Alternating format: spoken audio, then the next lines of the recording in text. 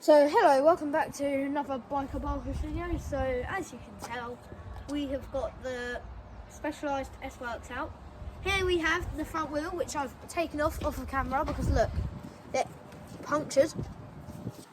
So today we haven't got the cameraman because he's a bit sick, so we've got to try and film this ourselves. So it might not be as good camera quality as normal, but however, we might be able to get him to edit this, or if it isn't as good editing quality as normal, he'll know that I've done it.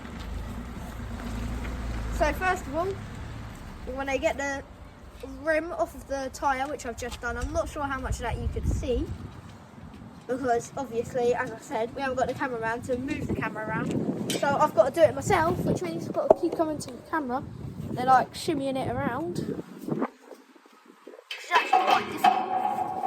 You don't know how difficult it is because I'm using this like bar clamp here to hold my camera up on the fence, so yeah, might be cutting this out anyway, but if I don't cut it out then you get to see how it's being filmed. So now, as you can see, we've got the rim here, which we're just going to lean up against the bike, which is upside down. I couldn't be bothered to get the work stand out because I knew the camera quality weren't going to be good anyway. So this is an inner tube that got popped, which I tried to fix myself. If you can see there, that is hot glue. But turns out, hot glue works temporarily, but then it pops. But however, this was in for a few months, so I'm not going to complain about that. So I went down to Halfords and picked up this new inner tube, £4. So we're just going to, here we are, just going to take the dust cap off, which is very useful because also I'm going to show you how to pump up a rear shock on this video. But that won't have been in the title, as you probably would know from watching. So yeah. Now we need to get the pump, which is over here. Which then that also means that if I just screw this in, we're not going to pump it up the whole way like this. If we start it like this, then you can't pinch it in the tyre. And also going to do a quick little bit of a review on one of the products I use on my bike. This, which is an Apple AirTag, which I paid £30 for on Amazon. Looks dirty, that's because it lives inside my bike outside. But it's worked. I've only changed the batteries in it once, and I've had this bike over a year now. I've had this tracker most of the time, so you know, for one battery change in a whole year, that's really good. Okay, so enough waffling about that because Donna bought you, so we're just going to stand back. We're going to show you the progress of this getting pumped up. So far I pumped it about twice, it's already come into shape. As soon as it gets into a bit of a shape, like, you know, you have to untwist it a bit sometimes. Once you have it untwisted, you'll just pump it until it like holds a circular shape like it has done. It'll feel hard, but it's actually not hard once you put it into the bike. Oh yeah, I forgot the pump comes apart anyway, because it's a bit broken, the pump, but I'm not buying a new one yet. I don't use it enough for me to need a new one. So we're just going to shake our Apple AirTag around to be at the bottom of our tyre, which I know the hole came from the hot glue, so I don't need to check the tyre for anything. But normally, if you get a puncture on the outside of your inner tube, check the whole of your tyre. Why am I doing this off camera? So it's quite difficult without a cameraman, so it might not be as good quality video, but I'm making do with what I have. So now we want to line up our Apple AirTag with the valve stem, which is going to line up with the Pan Racer Fire logo, which is what these tyres are. I like them. I got these for free though, because I found them in a neighbour's pile, so just thought, might as well, you know, take it. They said that I could, so I got them. So I know that it'd match his bike. So now I have a weird tread pattern on here where it like has to be in one direction. If I just spin the tyre around, you might be able to tell. So like it points forward, the tread pattern.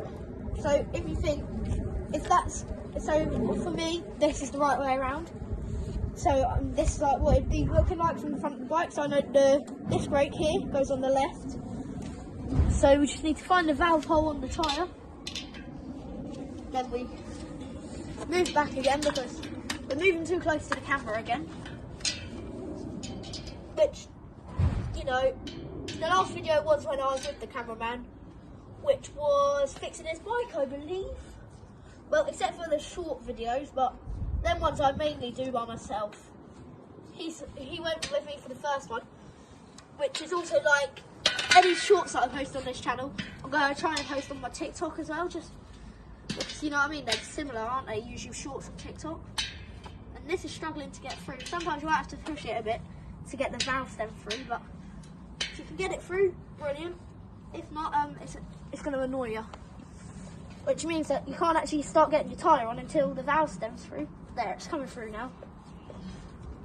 So then we're just going to start pushing the bead of the tyre onto the rim.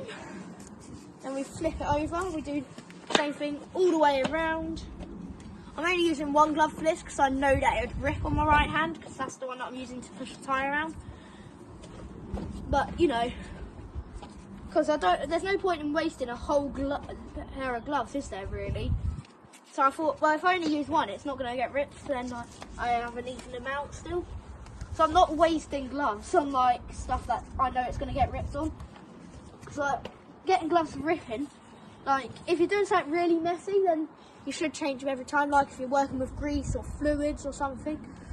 6-minute video so far, not too bad. Probably be shortened down, and this will be cut out anyway.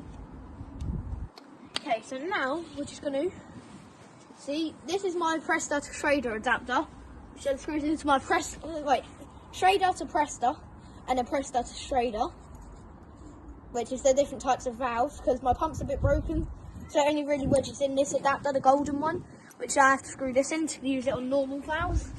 So that's what I've got to do for now, until I get a fresh pump, which I'm not buying yet, because, you know, it's money.